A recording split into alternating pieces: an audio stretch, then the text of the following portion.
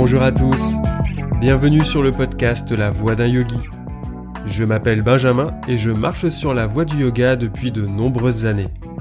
Avec ce podcast, je souhaite explorer avec vous cette mystérieuse voie du yoga, en vous proposant des épisodes axés sur la théorie, la spiritualité ou plus libre, et d'autres épisodes plus pratiques, dans lesquels on abordera les postures, les techniques de respiration et bien d'autres choses encore. Alors, en route ?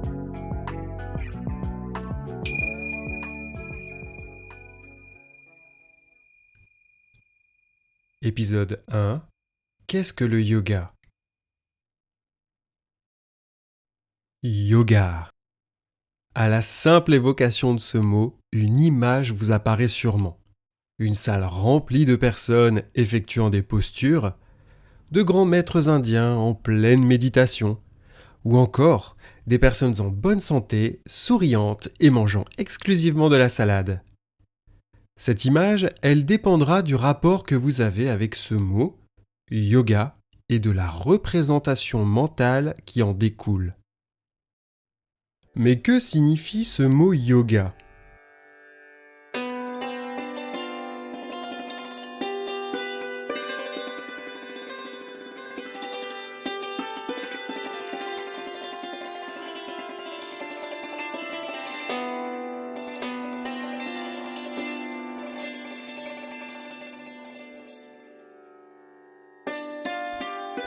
Eh bien ce mot, yoga, vient de la racine sanskrite yuj, Y-U-J, qui signifie atteler, unir, mettre au repos. On retrouve une racine très proche dans le latin avec le verbe jungere, joindre. Yuj, jungere, vous entendez un peu cette similarité ? Eh bien ce n'est pas très étonnant, puisque le sanskrit, l'hindi ou encore les langues romanes, dont le français fait partie, appartiennent à la grande famille des langues indo-européennes. Famille qui ensuite s'est scindée en deux branches distinctes au cours de l'histoire, les langues européennes d'un côté et les langues indo-iraniennes de l'autre.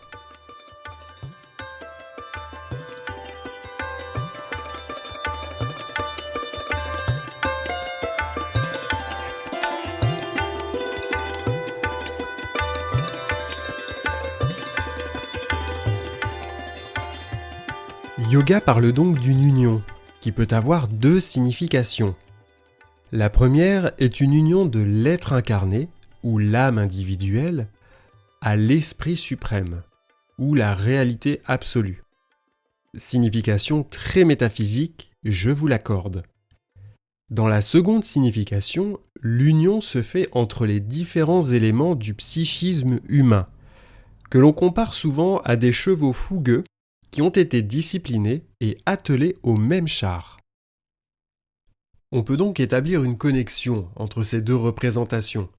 La seconde, celle des chevaux et du char, peut être vue comme le reflet de la première dans notre monde matériel.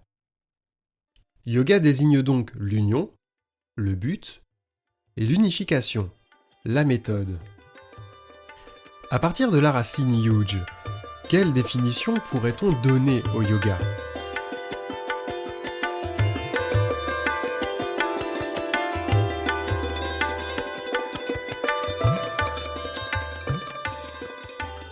Tournons-nous vers les grands textes fondateurs du yoga qui nous apportent la réponse à cette question.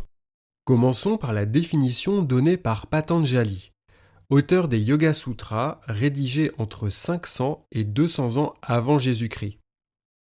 On peut traduire Yoga Sutra par aphorisme du yoga, et ces derniers sont au nombre de 195 répartis en 4 chapitres.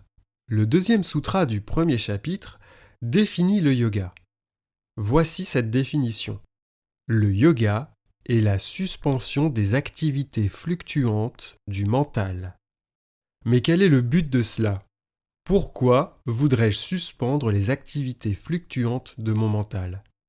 Un autre grand texte du yoga, la Bhagavad Gita, qui date de 700 ans avant Jésus-Christ, nous apporte la réponse suivante. La désunion de l'union à la souffrance. Voilà ce qu'est le yoga. Par la suspension des activités fluctuantes du mental, je me désunis de la souffrance. Alors c'est bien beau tout ça, me direz-vous, mais comment fait-on? Suis-je obligé d'acheter un tapis de yoga et de pratiquer comme un forcené toutes les postures existantes le restant de mes jours?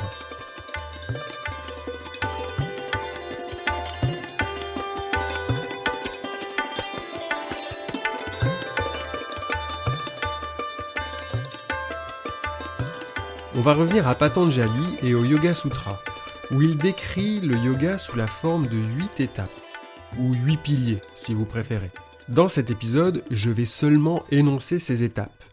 D'autres épisodes leur seront consacrés, car il y a beaucoup de choses à dire, notamment sur les 2 premières. Voici donc ces 8 piliers. La première étape regroupe des préceptes de vie dans la relation aux autres. On appelle cela les yamas. La deuxième étape est constituée de préceptes de vie dans la relation à soi-même, les niyamas. La troisième étape est la posture, asana. La quatrième étape, le contrôle du souffle, pranayama. La cinquième étape, le retrait des sens, pratyahara. Sixième étape, la concentration, dharana. Septième étape, la méditation, dhyana, et huitième étape, samadhi. Le samadhi est une étape difficile à traduire et à définir. Je vais donc reprendre la définition de Mircea Eliade, l'historien des religions, qui, dans son livre Yoga, Immortalité et Liberté, définit le samadhi comme un état d'union totale, d'absorption et d'enstase. Il faut savoir que le mot enstase est un néologisme inventé par l'historien lui-même. Il le définit comme l'expérience de mystique naturelle, contrairement à l'extase, qui est une expérience de mystique surnaturelle. L'extase est un état particulier, dans lequel une personne se trouve comme transportée hors d'elle-même et soustraite aux modalités du monde tangible. Elle découvre alors, par une sorte d'illumination, des révélations d'un monde intelligible. Pour faire plus simple, disons que l'extase, c'est une sortie de soi-même et que l'enstase, c'est une descente en soi-même. Et afin d'expérimenter samadhi, cet état d'enstase, la maîtrise des 7 étapes précédentes est indispensable.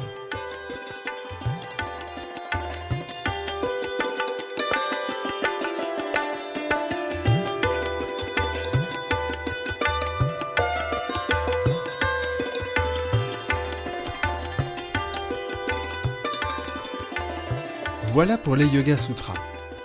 Regardons maintenant la Bhagavad Gita, qui propose 4 grandes voies de yoga. Le yoga de l'action, action accomplie avec une attitude juste. Le yoga de la connaissance, connaissance par les études des écrits, un travail sur soi et la méditation. Le yoga de la dévotion, dévotion au divin. On l'appelle aussi le yoga de l'amour par rapport à l'amour divin. Et enfin, le yoga royal, qu'on assimile aux 8 étapes de Patanjali. Celui ou celle qui suit un ou plusieurs de ces préceptes a déjà un pied sur la voie du yoga. La pratique posturale n'est qu'un élément parmi tant d'autres. Le yoga se conçoit comme un art de vivre, être dans le yoga et faire du yoga. Et derrière le verbe faire, plusieurs sociétés modernes d'Occident comme d'Orient ont mis l'accent sur les asanas à tel point qu'un championnat du monde de yoga existe depuis 1989. Et de nombreuses grandes figures du yoga, comme le très controversé et très réprouvé Bikram Choudhury, fondateur du Yoga Bikram, yoga qui se pratique dans une salle chauffée à plus de 40 degrés, souhaiteraient faire du yoga une discipline olympique. Et en observant tout cela, on est en droit de se poser la question suivante. Peut-on considérer le yoga comme un sport ? On va donc s'arrêter maintenant sur l'aspect physique du yoga, le hatha yoga. Étymologiquement parlant, le mot hatha signifie en sanskrit force, violence. on peut le décomposer en 2 syllabes. La syllabe A signifie soleil et Ta, lune. L'union du soleil et de la lune par l'effort.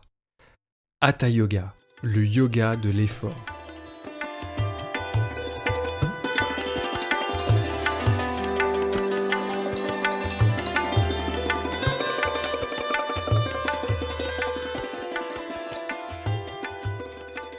Aujourd'hui, quand on parle d'Hatha Yoga, on y associe souvent une pratique douce, posturale et privilégiant le lâcher-prise, contrairement à d'autres yogas comme le Vinyasa ou l'Ashtanga Yoga, où les postures s'effectuent dans un enchaînement plus ou moins intense et plus ou moins précis.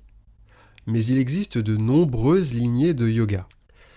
Il y a le yoga de Nilautov, par exemple, qui par un travail corporel exigeant travaille sur la respiration, la colonne vertébrale, pour vivre pleinement le souffle. Le yoga de l'énergie propose, lui, un déplacement de la pensée, dénommé regard intérieur, dans des enchaînements, dans les postures aussi, pour tendre vers un état de recentrage, de concentration et de méditation. Le yoga dans l'esprit de Durkheim, quant à lui, trouve ses racines dans le zen. C'est un yoga basé sur l'expérience de la lenteur et du ressenti, car c'est dans la lenteur que se trouve la profondeur. Le yoga Iyengar, quant à lui, mettra l'accent sur la précision de la posture en utilisant des supports. Il existe bien d'autres lignées de yoga, comme la lignée de Madras, le yoga intégral ou encore le Kundalini Yoga, si innombrables qu'il faudrait des heures, voire plus, pour tout référencer.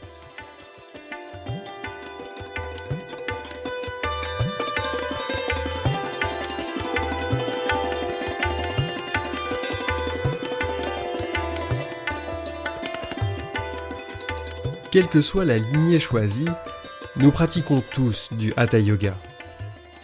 Que la pratique soit douce ou très cardio, faire le chien tête en bas, ou encore la posture du cobra, implique forcément un effort du corps et de l'esprit. Au fil des siècles, les pratiques ont donc évolué et le yoga traditionnel s'est scindé en lignées et courants de pratique que nous avons vus, lignées qui répondent aux besoins de différentes sociétés.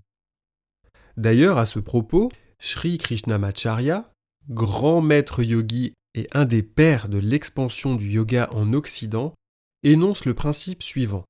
Ce n'est pas la personne qui doit s'adapter au yoga, mais le yoga qui doit être ajusté à chaque personne. Autre point intéressant sur les asanas. Ces postures, telles que nous les connaissons et les pratiquons aujourd'hui, ont vu le jour à partir du XIIe et XIIIe siècle après Jésus-Christ, voire plus tard. Par exemple, le très populaire chien tête en bas n'est apparu qu'au XVIIIe siècle. Et là, vous allez me dire, mais attends, Benjamin, Patanjali parle d'asana 2 siècles avant Jésus-Christ. Et là, tu nous dis que les postures qu'on fait en cours aujourd'hui ont vu le jour bien longtemps après ? Eh oui, il faut savoir que dans les Yoga Sutras, Patanjali ne cite aucun nom de posture. Et la Bhagavad Gita évoque la posture la plus essentielle de toutes, la posture assise.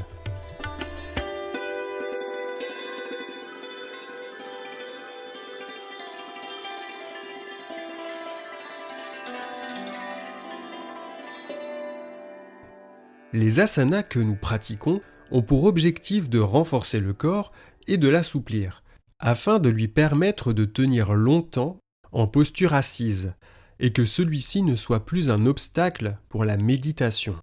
Un cours de yoga va embrasser plusieurs étapes de Patanjali. En plus des postures, le professeur peut proposer des pratiques de pranayama, contrôle du souffle, des temps de méditation, des chants de mantras, tout en insistant sur la bienveillance avec soi-même, niyama, afin de respecter les limites du corps dans l'instant présent et de ne pas se blesser. D'autres professeurs vous inviteront à fermer les yeux, pour mieux vous intérioriser, mais aussi pour éviter toute comparaison avec autrui, et vous épargner tout sentiment d'envie et de jalousie. Et là, on retrouve la relation à l'autre, les yamas. Petit à petit, les séances infuseront et auront un impact positif sur votre état et, je vous le souhaite, sur votre vie quotidienne. Pour conclure, je dirais que le yoga, c'est avant tout une démarche et une pratique personnelle, dans lesquelles vous trouverez votre propre définition et surtout le sens que vous souhaitez y mettre.